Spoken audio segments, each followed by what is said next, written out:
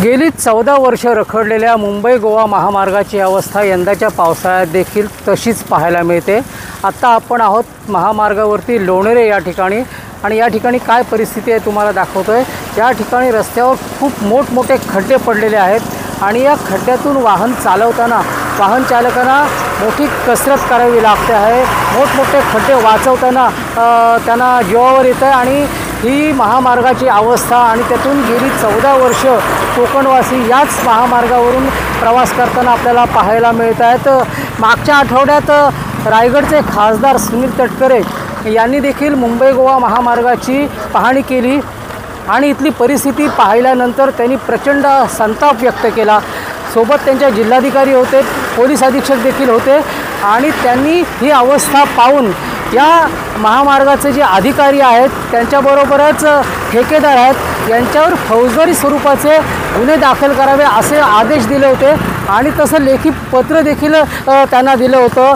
मुंबई गोवा महामार्गाच्या या दुरवस्थेवर राज्याचे मुख्यमंत्री एकनाथ शिंदे यांनी देखील संताप व्यक्त केला होता। त्यांनी देखील तातडीची बैठक घेऊन या संपूर्ण महामार्गाच्या परिस्थितीचा आढावा घेतला आणि गणेशोत्सव आता जवळ आलेला आहे आणि त्यामुळे कोकणात जे गणेशोत्सवासाठी येणारे चाकरमानी आहेत त्यांचे खूप हाल होतात आणि महामार्गावर प्रचंड वाहतूक कोंडी होत असते आणि या वाहतूक कोंडीतून सुटका व्हावी यासाठी आढावा घेऊन त्यांनी तातडीनं महामार्गाची दुरुस्ती करावी अशा सूचना दिलेल्या आहेत।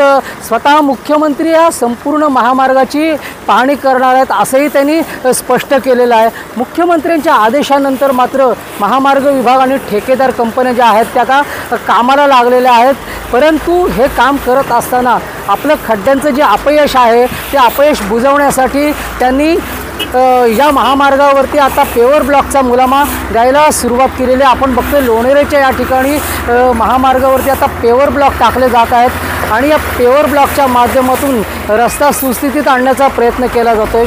मात्र महामार्गावर पेवर ब्लॉक टाकण्यात येतो आहे याबाबत प्रवाशांकडून प्रचंड नाराजी व्यक्त केली जाते। खरं तर हा महामार्ग हा एकमेव महामार्ग आहे याच्यावर पेवर ब्लॉकचा वापर केला जातो आणि त्यामुळे प्रवाशांमध्ये प्रचंड संताप व्यक्त होतो आहे। गेली 14 वर्ष कोकणवासी या संपूर्ण दुरवस्था असलेल्या महामार्गावरून प्रवास करताना आपल्याला पाहायला मिळतात आणि प्रवाशांमध्ये प्रचंड असा संताप या ठिकाणी पाहायला मिळतो आहे। आत्ता आज जर बघितलं तर माणगावमध्ये सुद्धा या महामार्गाच्या दुरवस्थेच्या विरोधात आणि सरकारला प्रशासनाला जाग यावी, त्यांनी सुदबुद्धी यावी, त्याचबरोबर या महामार्गावरचं जे खड्ड्यांचं अरिष्ट आहे ते टळावं यासाठी चक्क महायज्ञ केला जातो। एकूणच ही परिस्थिती जर बघितली तर गेली 14 वर्ष कोकणवासी या संपूर्ण महामार्गाचा त्रास जो आहे तो सहन करत आहेत।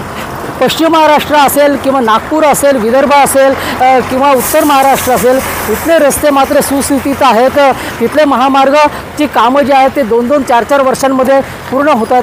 मात्र गेली 14 वर्ष या मुंबई गोवा महामार्गावरची खड्ड्यांचं शुक्ल काष्ठ आहे ते कायम आहे। एकूणच इथली राजकीय मानसिकता आहे ती जबाबदार असल्याचा आरोप जो आहे तो नागरिकांकडून केला जातो आणि नागरिकांमध्ये प्रचंड संताप आहे। यंदाच्या पावसाळ्यात तरी आगामी काळामध्ये हा महामार्ग सुस्थितीत येईल अशी अपेक्षा आता कोकणवासियांकडून व्यक्त होते। कोकण मंथनसाठी प्रफुल्ल पवार, रायगड।